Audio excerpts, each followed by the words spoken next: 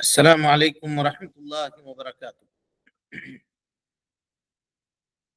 إن الحمد لله نحمده ونستعينه ونستغفره ونعوذ بالله من شرور أنفسنا ومن سيئات أعمالنا. من يهده الله فلا مضل له ومن يضلل فلا هادي له وأشهد أن لا إله إلا الله وحده لا شريك له وأشهد أن محمدا عبده ورسوله. أما بعد فإن خير الحديث كتاب الله وخير الهدي هدي محمد صلى الله عليه وسلم وشر الأمور محدثاتها وكل محدثة بدعة وكل بدعة ضلالة وكل ضلالة في النار. محترم حاضرین، سامعین و سامعات، ناظرین و ناظرات، تربیت اولاد کے سنہرے اصول کے عنوان پر منعقد کیے گئے اس درس میں ہم آپ تمام حضرات کا خیر مقدم کرتے ہیں اور اللہ تعالیٰ سے یہ دعا کرتے ہیں کہ وہ ہم سب کے مل بیٹھنے کو قبول فرمائے، علم دین، علم نافع سیکھنے، اس کے مطابق عمل کرنے، اس کی دعوت عام کرنے اور اس راستے میں آنے والی مصیبتوں کے اوپر اللہ سبحانہ و تعالی ہم سب کو صبر کرنے کی توفیق نصیب فرمائے۔ محترم حاضرین، کل کے درس میں یہ بات آئی تھی کہ جوانی اور نوجوانی کا جو مرحلہ ہے، شریعت نے اس کے تعلق سے بہت واضح گائیڈ لائنز ہم سب کے لیے فراہم کیے ہیں، اور ان باتوں کو جاننے سے قبل یہ بات ہمارے لیے جاننا ضروری ہے کہ وہ جو مرحلہ ہے جوانی کا مرحلہ، اس کی اہمیت کیا ہے، اس کی اہمیت کیا ہے۔ تو کل ہم لوگوں کی گفتگو جوانی کے مرحلے کی اہمیت کے تعلق سے چل رہی تھی۔ تو سب سے پہلی بات کل کے درس میں ہم لوگوں نے یہ دیکھا تھا کہ جوانی کا مرحلہ وہ مرحلہ ہوتا ہے جہاں انسان مکلف بنتا ہے، یعنی اس سے قبل اس کے اوپر قلم نہیں چلتا، اس کی نیکیاں اور اس کے سیئات کے اوپر اللہ سبحانہ و تعالی قلم اٹھا لیا ہوا ہے۔ لیکن اس کے بعد جب وہ جوانی کے مرحلے میں داخل ہو گیا تو اب یہاں سے اس کی نیکی کا حساب ہوگا، اس کی برائی کا حساب ہوگا۔ اس کے نیکی کے اوپر اس کو ثواب دیا جائے گا اور اس کی برائی کے اوپر اس کا مواخذہ کیا جائے گا۔ لہذا یہ وہ موقع ہے، یہ وہ وقت ہے جہاں شباب کی اور نوجوانوں کی تربیت کرنے کی ضرورت پڑتی ہے، تاکہ وہ نوجوان اللہ رب العالمین کے راستے میں مطمئن ہو کر کے اور ہر طرح کے فتنہ اور فساد سے اللہ کے فضل اور اس کے توفیق سے مامون ہو کر کے بصیرت کی بنیاد پر، علم کی بنیاد پر اللہ سبحانہ و تعالیٰ کی عبادت کر سکے۔ یہ پہلی چیز ہوئی۔ دوسری چیز، نوجوانی کے اس مرحلے کی اہمیت کا اندازہ آپ اس وقت اس بات سے بھی لگا سکتے ہیں کہ انسان کی زندگی میں مختلف مراحل گزرتے ہیں، جہاں انسان کبھی کمزور ہوتا ہے، کبھی طاقتور ہوتا ہے، پھر کمزور ہوتا ہے۔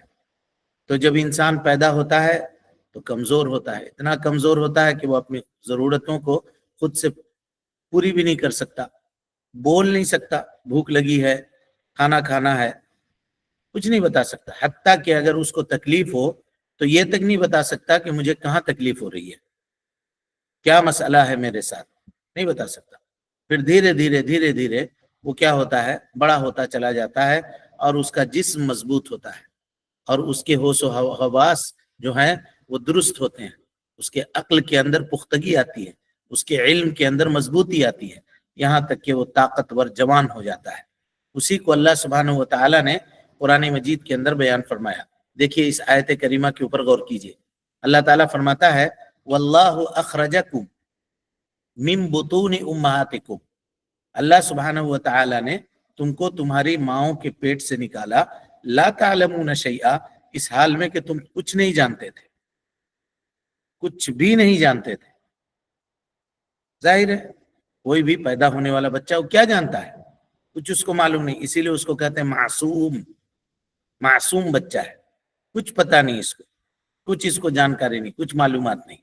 واللہ اخرجکم من بطون امہاتکم لا تعلمون شیئا وجعل لکم السمع اللہ سبحانہ و تعالی نے تمہارے لیے کان بنایا جس سے تم سنتے ہو، والابصار جس سے دیکھتے ہو آنکھیں بنا دی، والافئدہ اور دل بنا دیا، لعلکم تشکرون تاکہ تم شکریہ ادا کرو۔ کان سے اللہ سبحانہ و تعالیٰ کے احکامات کو سنو، آنکھوں سے اللہ سبحانہ و تعالیٰ کی قدرت کا مشاہدہ کرو، اور دل سے ان تمام چیزوں کے اوپر ایمان لاؤ، اور کان کو اسی جگہ استعمال کرو جہاں اللہ نے استعمال کرنے کا حکم دیا ہے، آنکھ کا استعمال اسی مقام پر کرو جہاں اللہ اور اس کے رسول نے اجازت دی ہے، اور دل کا استعمال اسی مقام پر کرو جہاں اللہ اور اس کے رسول نے اجازت دی ہے۔ حافظ ابن کثیر رحمۃ اللہ علیہ اس آیت کریمہ کی تفسیر میں کہتے ہیں کہ اللہ سبحانہ و تعالی نے اپنی نعمت کا تذکرہ اپنے بندوں سے کیا ہے اس آیت کریمہ کے اندر، کہ اللہ تعالی نے اس کو اس دنیا میں وجود بخشا، اس حال میں کہ وہ کچھ بھی نہیں تھا، اللہ نے اس کو دنیا میں پیدا کیا، اور اس کی حالت یہ تھی لا یعلمون شیئا، کچھ بھی نہیں جانتا تھا۔ اس کے بعد اللہ سبحانہ و تعالی نے اس کو سننے کی صلاحیت دی، اب دیکھ لیجئے، سب سے پہلے جو بچہ چھوٹا ہوتا ہے نا، اس کو سننے کی صلاحیت ہوتی ہے، اسی لیے کہا گیا نا کہ اس کے کان میں اذان دیا جائے، تو سب سے پہلے تذکرہ سمع کا کیا اللہ رب العالمین نے، اور اس کے بعد ابصار کا کیا، آنکھوں کا، وجعل لکم السمع، آنکھوں کا، تو آنکھوں سے وہ دیکھتا ہے، تو اس سے یہ پتا چلا کہ سننے کے ساتھ ساتھ دکھانے کا عمل بھی اس کو کرنا چاہیے۔ تو ہم لوگ سنانے کے اوپر صرف یقین رکھتے ہیں، بابو یہ کرو، بچہ یہ کرو، بیٹا یہ کرو، بیٹی یہ کرو، صرف یہی، دکھانے کے اوپر نہیں۔ حالانکہ سمع الابصار یہ دونوں چیزیں، تب جا کر کے معاملہ آتا ہے دل کا۔ اگر یہ دونوں ادھر صحیح اور درست کر دیا ہم لوگوں نے تو انشاءاللہ اس کے اثرات اس کے دل کے اوپر مرتب ہوں گے۔ لیکن ہمارا معاملہ ہوتا ہے کہ ہم لوگ بھاشن دینے کے اوپر یقین رکھتے ہیں، گیان دینے کے اوپر یقین رکھتے ہیں، عمل نہیں کرتے۔ عمل نہیں کرنے کی وجہ سے آج تربیت کے اندر یہ کوتاہی اور یہ کمی ہے۔ اس کو جتنا جلدی آدمی سمجھ جائے اور جتنا جلدی اس کے اوپر عمل پیرا ہو جائے اس کے لیے بہتر ہے، اور اس کی تربیت کے کارآمد ہونے کے لیے زیادہ اچھا اور مناسب ہے۔ اللہ سبحانہ و تعالی نے اس کو کان عطا کیا جس سے وہ اصوات کو، آواز کو سنتا ہے۔ اللہ سبحانہ و تعالی نے اسے آنکھیں دی جن سے وہ مرئیات کو، دیکھنے والی چیزوں کو دیکھتا ہے، اور افئدہ، اس کو دل عطا کیا، اور یہ افئدہ جو ہے دل، یہ کیا ہے؟ عقل کا محل ہے۔ انسانی عقل کہاں ہے جی؟ انسانی عقل لوگ کہتے ہیں کہ دماغ میں ہے، دماغ میں نہیں ہے، دل میں ہے۔ لہم قلوب لا یعقلون بہا، ان کے پاس دل ہے لیکن وہ عقل نہیں رکھتے۔ اس سے یہ پتا چلا کہ انسان کا جو عقل ہے وہ اس کے دل میں ہے۔ ہاں تب رہا کہ دماغ کی حیثیت بھی ہے، اس کا بھی مقام ہے، لیکن اصل جو معاملہ ہے وہ دل سے تعلق رکھتا ہے، وہ دل سے تعلق رکھتا ہے، سمجھ گئے؟ اور اس میں بے شمار آیتیں قرآن مجید کی اس چیز کے اوپر دلالت کرنے والی ہیں۔ بہرحال تو اللہ سبحانہ و تعالی نے عقل کا مرکز دل کو بنایا اور اس کا تذکرہ کیا، تو یہاں یہ چیزیں مضبوط ہوتی ہیں اس مرحلے میں۔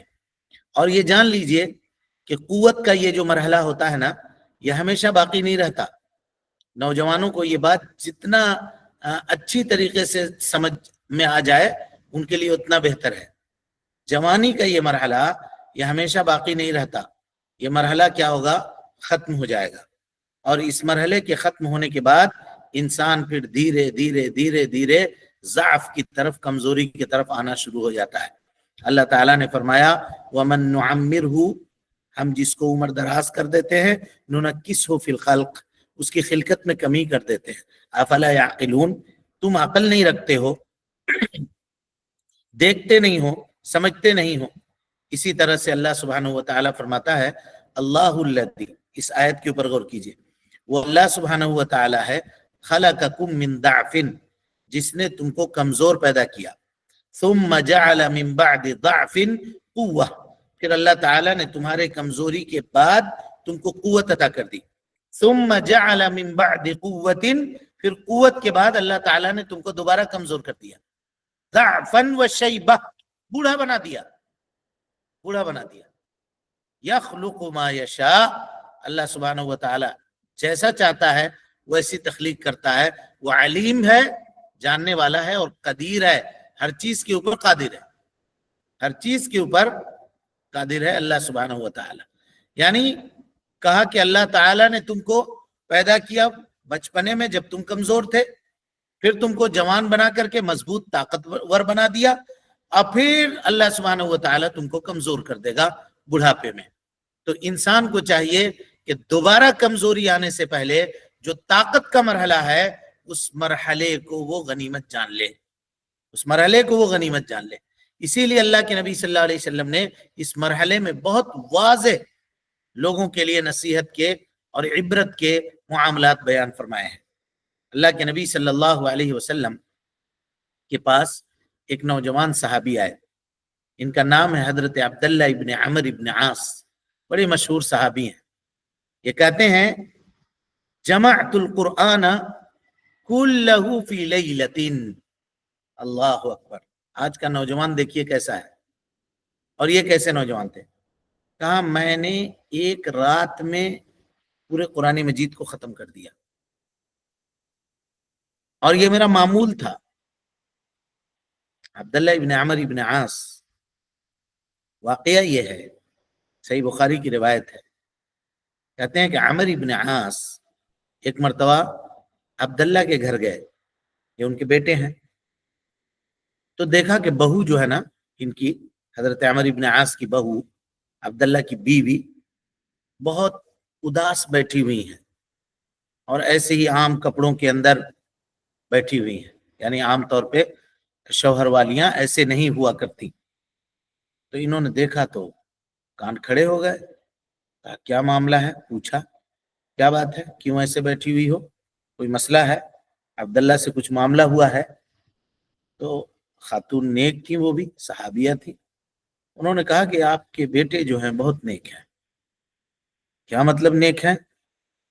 دن بھر روزہ سے رہتے ہیں اور رات بھر تہجد پڑھتے ہیں، نماز میں ہوتے ہیں، تو ان کو ہماری ضرورت ہی نہیں ہے.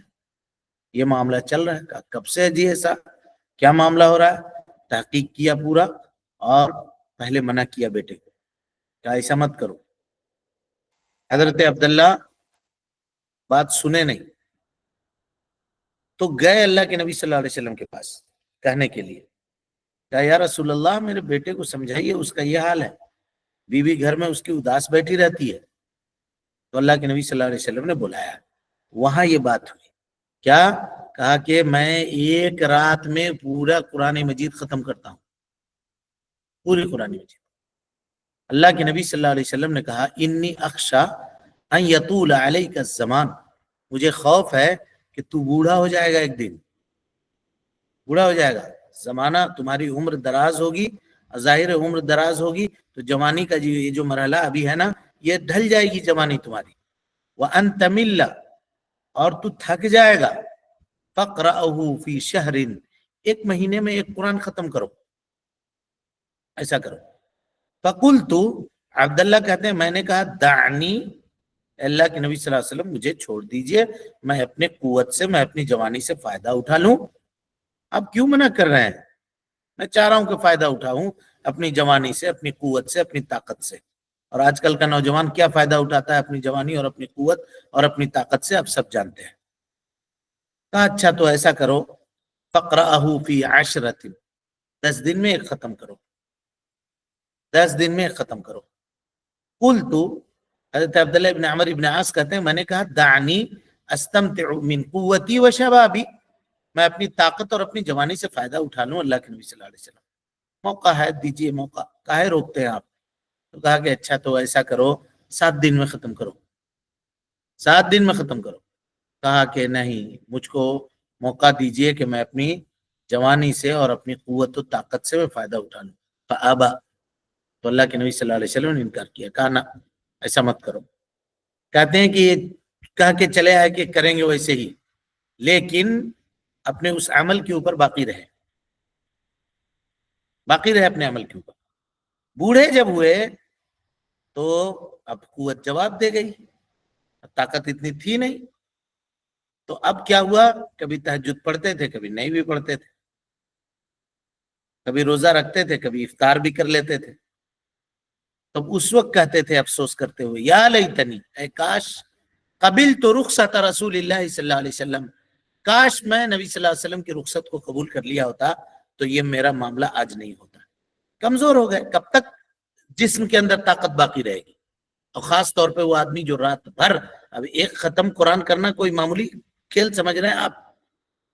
کتنا پڑھتے ہوں گے سوچیے. سوتے کب ہوں گے؟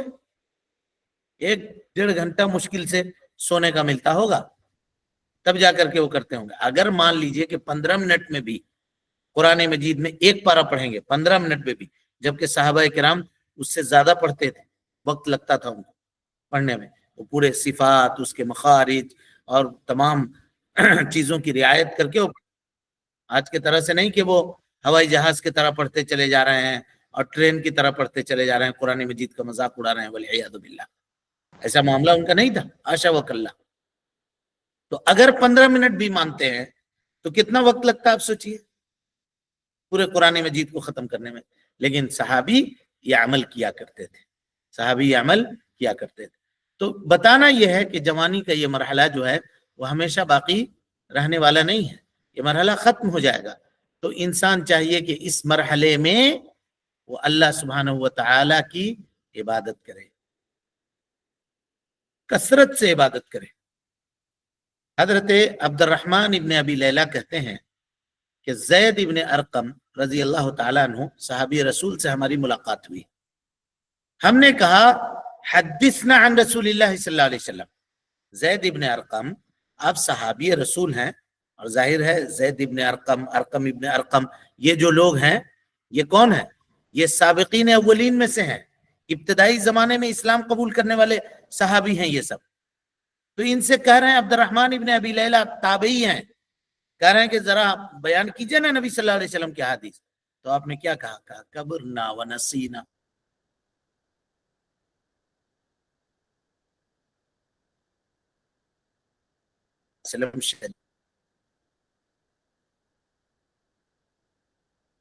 بہت مشکل کام ہے، ہو سکتا ہے کہیں بات غلط ہو جائے، خلط ملط ہو جائے. اب ہم بوڑھے ہو گئے، دل و دماغ اتنا کام نہیں کرتا. دیکھا آپ نے، پتا یہ چلا کہ ایک عمر جوانی کے بعد ہم سب کو یہ لاحق ہونے والی ہے کہ جہاں اس مرحلے سے ہم گزریں گے، باتیں یاد نہیں رہیں گی. کوئی کہا وہ پوچھنا پڑے گا، بابو کون ہو، کہاں سے آئے ہو، ہم تم کو پہچانے نہیں، بتاؤ. ابھی دور سے بھی کسی کی چال دیکھتے ہیں تو سمجھ جاتے ہیں کہ فلانا ہی جا رہا ہوگا، وہی اس طرح چلتا ہے، فلاں جا رہا ہوگا، اسی کے موٹر سائیکل چلانے کا یہ انداز ہے. لیکن اس وقت یہ وقت آ جائے گا کہ چہرہ دیکھ کر کے بھی غور کرنا پڑے گا کہ کون ہے. کہے گا ہم فلانا، فلاں کے بیٹے ہیں، اس کے پوتے ہیں، اس کے نواسے ہیں. تو اچھا وہ ہو، تب آدمی پہچانے گا. سمجھ رہے ہیں؟ یہ وقت، یہ مرحلہ انسان کا آئے گا. لہذا اس مرحلے کے آنے سے پہلے اس کو اللہ سبحانہ و تعالیٰ کی عبادت کرنی چاہیے، اللہ تعالیٰ کی عبادت اس کو کرنی چاہیے. اور اسی طریقے سے جوانی کا جو یہ مرحلہ ہے نا، یہ جوانی کا مرحلہ انسان کے جنسی شہوت کے اضافے کا وقت ہوتا ہے. اسی لیے اس وقت اس کی تربیت کی مزید ضرورت پڑتی ہے، اور اس کو شرعی چیزوں کے جانب رہنمائی کرنے کی مزید ضرورت پڑتی ہے، اور اس کے اس معاملے کے کو برتنے کا طریقہ اس کو بتلانے کی ضرورت پڑتی ہے. اسی لیے اللہ کے نبی جناب محمد رسول اللہ صلی اللہ علیہ وسلم نے فرمایا، حضرت عبداللہ ابن مسعود رضی اللہ تعالیٰ عنہ راوی حدیث ہیں، کہتے ہیں کہ یا معشر الشباب، نبی صلی اللہ علیہ وسلم نے کہا یا معشر الشباب من استطاع منکم الباء فلیتزوج. تم میں کا جو آدمی نان و نفقہ اور مہر دینے کی صلاحیت رکھتا ہو اسے چاہیے کہ وہ نکاح کر لے. فإنه اغض للبصر واحسن للفرج. اس لیے کہ یہ نگاہوں کو زیادہ نیچے کرنے والی چیز ہے اور انسان کی عزت و آبرو کی حفاظت کرنے والی چیز ہے. ومن لم يستطع، کہا جس کے پاس اس کی طاقت نہیں ہے، فعلیہ بالصوم، اسے چاہیے کہ وہ روزہ رکھے. وہ برائی اور معصیت کے کاموں سے اس کے لیے ڈھال بن جائے گی، اس کے لیے ڈھال بن جائے گی. اسی طریقے سے آپ دیکھیے نبی صلی اللہ علیہ وسلم نے اس مرحلے کی طرف کتنا اہتمام کیا ہے. ایک صحابی آئے جو بوڑھے تھے، کہا اللہ کے نبی صلی اللہ علیہ وسلم، نہار رمضان میں آدمی کوئی اپنی بیوی سے قریب ہو سکتا ہے، یعنی ساتھ اس کے رہ سکتا ہے، قریب ہونے کا مطلب ساتھ رہنا، اس طرح کی بات. تو نبی صلی اللہ علیہ وسلم نے کہا کہ ہاں رہ سکتے ہیں. لیکن ایک نوجوان آیا اور کہا کہ ایسی بات ہے، کہا کہ ہم قریب ہو سکتے ہیں، رہ سکتے ہیں. کہا نہیں، تم مت رہا کرو، کیونکہ ایک بوڑھا آدمی ہے، اس کے معاملات میں اور تمہارے معاملات میں بہت فرق ہے. تو دونوں کے جانب اللہ کے نبی جناب محمد رسول اللہ صلی اللہ علیہ وسلم نے جو فرق ہے اس کو ملحوظ رکھا ہے. تو اس سے یہ پتا چلا کہ اولیاء امور کو، مربی کو، دعات کو اور ان لوگوں کے اوپر توجہ زیادہ دینے کی ضرورت ہے جو نوجوان ہیں، اور ان کے عزت و آبرو کی حفاظت کرنا، اسی طریقے سے ان کے عقلوں کی حفاظت کرنا، ان کی طاقت اور ان کی جوانی کی حفاظت کرنا، اور ان کو برے کاموں سے، منکرات سے، فاحشات سے اور غلط چیزوں سے، غلط سنگت سے دور کرنے کی کوشش کرنا. یہ ذمہ داری ہے کن کی؟ اولیاء امور کی. اولیاء امور کی. کہیں ایسا نہ ہو کہ شیطان ان کو اچک لے اور ان کو اللہ رب العالمین کی نافرمانی کے اندر غرق کر دے. اسی لیے چاہیے کہ نوجوانوں کو زیادہ توجہ دی جائے اور ان کو بتلایا جائے. جوانی کی اہمیت کا اندازہ آپ اس بات سے بھی لگا سکتے ہیں کہ یہ جو مرحلہ ہے انسان کی زندگی میں، یہ مرحلہ نشاط کا مرحلہ ہے. اس کے اندر آدمی پورے طور پہ چاق و چوبند ہوتا ہے، اور حقیقی طور پر وہ آدمی کوئی کام کرنے کی طاقت اور قوت اپنے اندر پاتا ہے. یہی وجہ ہے کہ اللہ سبحانہ و تعالی اہل جنت کی جو عمر رکھا ہے نا اللہ تعالیٰ نے، وہ یہی عمر ہے، جوانی کی عمر. حضرت ابو سعید خدری اور حضرت ابو ہریرہ رضی اللہ تعالی عنہما، دونوں صحابی اللہ کے نبی صلی اللہ علیہ وسلم سے روایت کرتے ہیں، کہا کہ جنتیوں کو یہ بلایا جائے گا، ینادی منادن، ایک پکارنے والا پکارے گا، یا اہل الجنہ، اے جنت کے لوگوں، ان لکم ان تصحوا فلا تسقموا ابدا، تم اب صحت مند ہو جاؤ، کبھی بیمار نہیں پڑو گے. ہاں آج دنیا میں آپ دیکھ لیجئے، نمک کھا لو تو یہ بلڈ پریشر بڑھ گیا، شکر کھا لو تو شوگر بڑھ گیا، یہ کر لو تو ویسا ہو گیا، وہ کر لو تو ویسا ہو گیا. کتنی مصیبتیں ہیں جی، کتنی پریشانی ہے. دواؤں کے بغیر انسان جی نہیں سکتا. لیکن یہ زندگی اس کو جینے کے لیے اتنی مشقت سے، اس کو جینے کے لیے اتنا جتن ہے. اور وہ زندگی جہاں بیماری کا گزر ہی نہیں ہے، تم صحت مند ہو گئے، اب کبھی بیمار نہیں ہوگے. اللہ اکبر. یہ پروانہ اللہ سبحانہ و تعالیٰ کی جانب سے مل رہا ہے کہ وَإِنَّ لَكُمْ أَن تَحْيَوْا، تم اب ہمیشہ زندہ رہو گے، فَلَا تَمُوتُوا أَبَدًا، کبھی موت تم کو نہیں آنے والی ہے. وَإِنَّ لَكُمْ أَن تَشُبُّوا فَلَا تَهْرَمُوا أَبَدًا، اب تم ہمیشہ جوان رہو گے، بڑھاپا تم کو کبھی آنے والی نہیں ہے، کبھی بوڑھے نہیں ہوگے. اور تم ہمیشہ نعمتوں میں رہو گے، کبھی نعمت سے محروم نہیں کیے جاؤ گے. دنیا میں نعمت کی انتہا ہے. آج کسی کے پاس پیسہ ہے، کل نہیں ہے. آج کا کروڑ پتی کل کا خاک پتی ہو سکتا ہے. آج کا بڑا کاروبار ملینر جو ہے وہ کل کا خاک پتی ہو سکتا ہے. یہ ساری چیزیں، لیکن وہاں کی نعمت کبھی فنا ہونے والی نہیں ہے، اس کو زوال نہیں ہے. لیکن اس کے لیے تگودو نہیں ہے، اس کے لیے کوشش نہیں ہے. کوشش کس کے لیے؟ یہ دنیا کے لیے، یہ دنیا کے لیے. اسی کو حضرت علی رضی اللہ تعالیٰ عنہ کہا کرتے تھے، یا دنیا، اے دنیا، غری غیری، جا جا میرے علاوہ کسی اور کو دھوکہ دینا، قد طلقتک بتتن، میں نے تجھ کو طلاق بتہ دیا ہوا ہے، تجھ سے ہمارا کیا لینا دینا، کوئی تمہارا اور ہمارا معاملہ نہیں ہو سکتا ہے.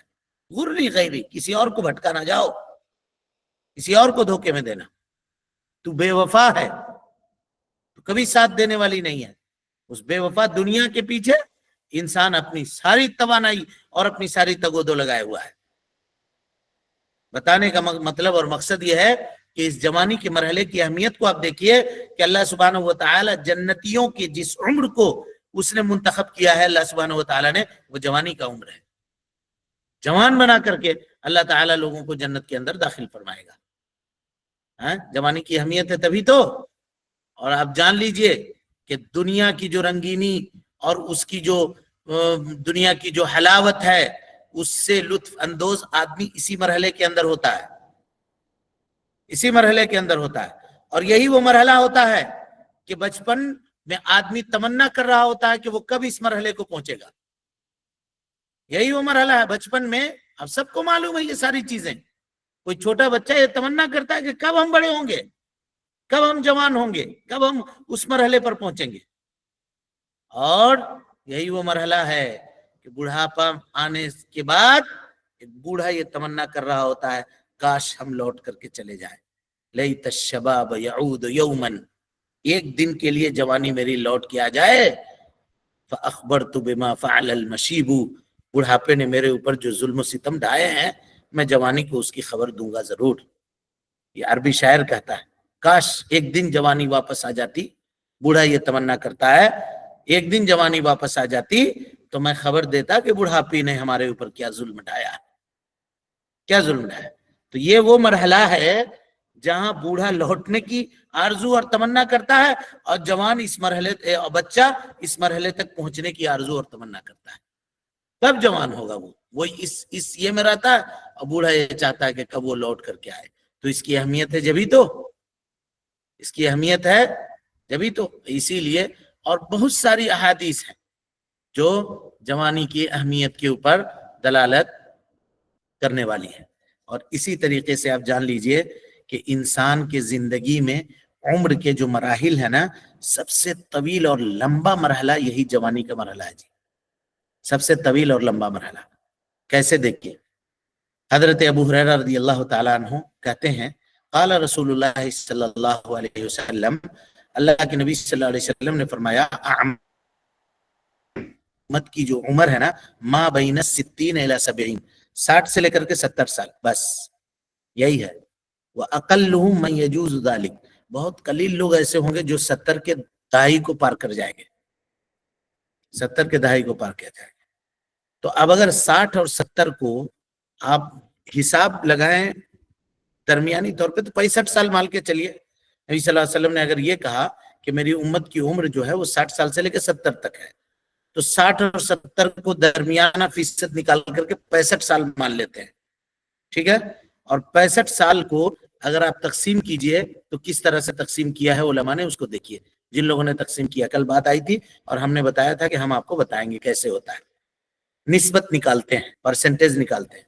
سب سے پہلا مرحلہ ہوتا ہے غلومیہ, اس کو کہتے ہیں الغلومیہ. غلومیہ غلام سے ہے, غلام. غلام مانے چھوٹا بچہ,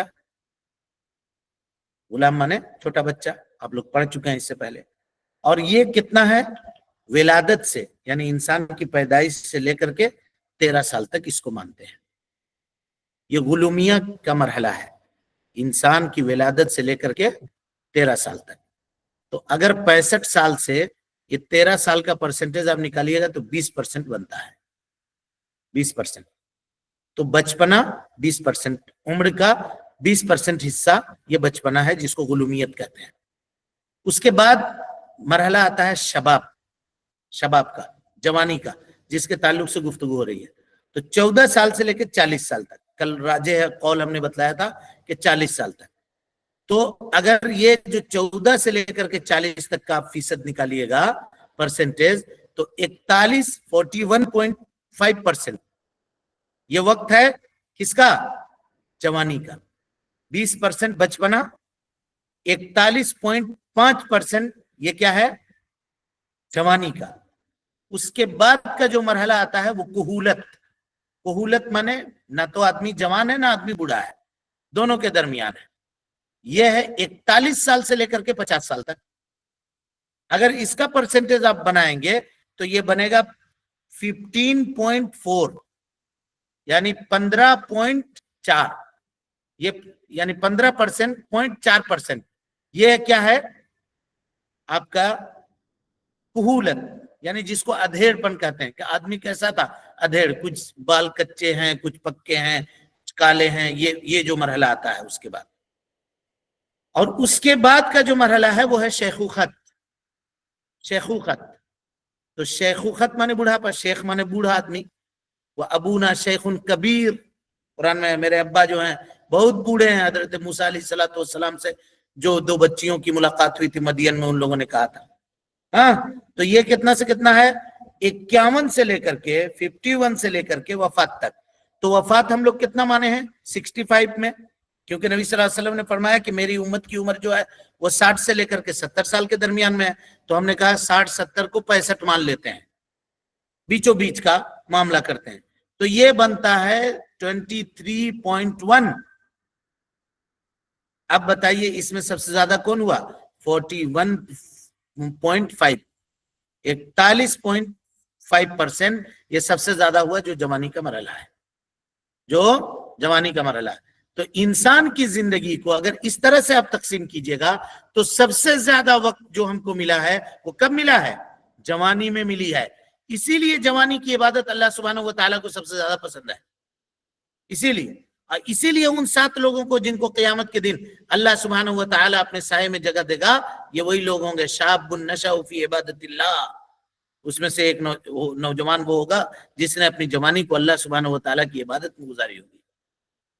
اور یہاں ایک بات اور جان لیجئے آپ، اگر ایک آدمی جوان ہے اور وہ اللہ تعالیٰ کی عبادت کر رہا ہے، ٹھیک ہے، جوانی کے مرحلے میں اس کی نمازیں نہیں چھوٹتی ہیں، جماعت سے آ کر کے نماز پڑھ رہا ہے، سب کچھ کر رہا ہے، کل ہو چل کر کمزور ہو گیا، بوڑھا ہو گیا، چلنے کی اب طاقت نہیں ہے، کرسی میں بیٹھ کے نماز پڑھ رہا ہے، زمین میں بیٹھ کے نماز پڑھ رہا ہے، اللہ تعالیٰ اس کو مکمل نماز پڑھنے کا ثواب دے گا، کیونکہ عذر ہے، شروع سے وہ کر رہا تھا، اب اس کو عذر لاحق ہو گئی ہے۔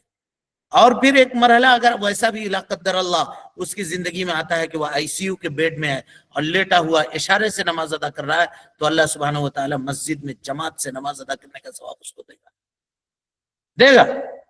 کیوں؟ کیونکہ اس کی عادت یہ تھی۔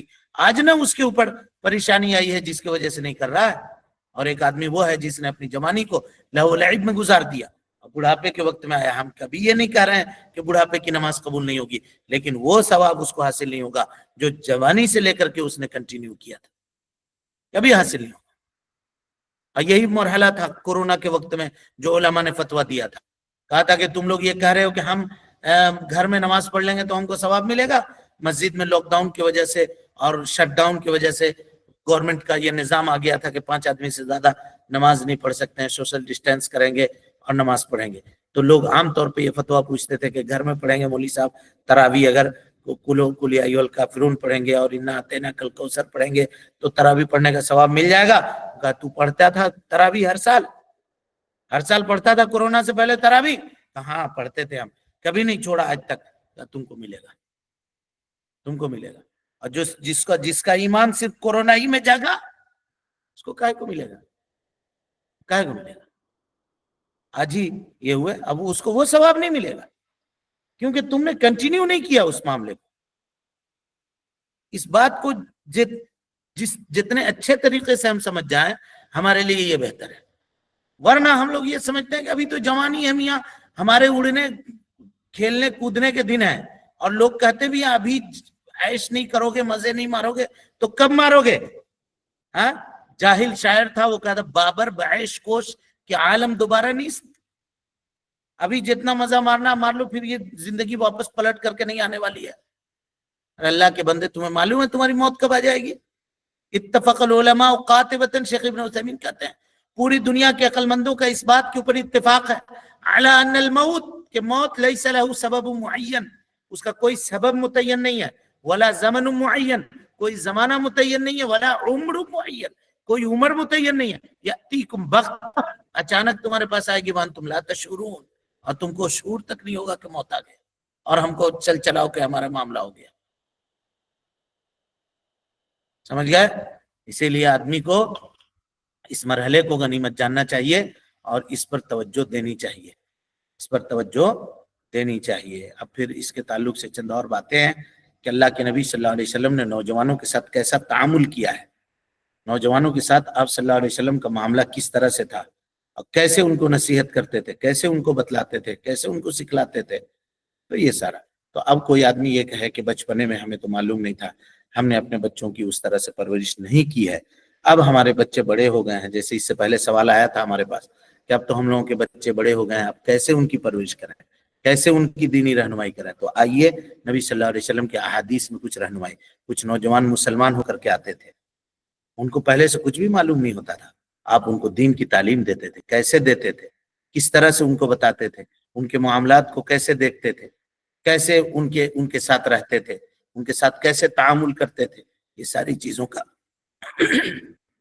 ذکر ہم آئندہ کے دروس میں آپ کے سامنے کریں گے۔ اللہ سبحانہ و تعالی سے دعا ہے کہ وہ ہم سب کو حسن عمل کی توفیق دے، ہم سب کی اصلاح فرمائے، نیکیوں کو قبول کرے، سیئات سے درگزر فرمائے، جب تک زندہ رکھے دین اسلام پہ زندہ رکھے، اور جب اٹھائے ایمان پہ اٹھائے۔ آمین۔ واخر دعوانا ان الحمد للہ رب العالمین۔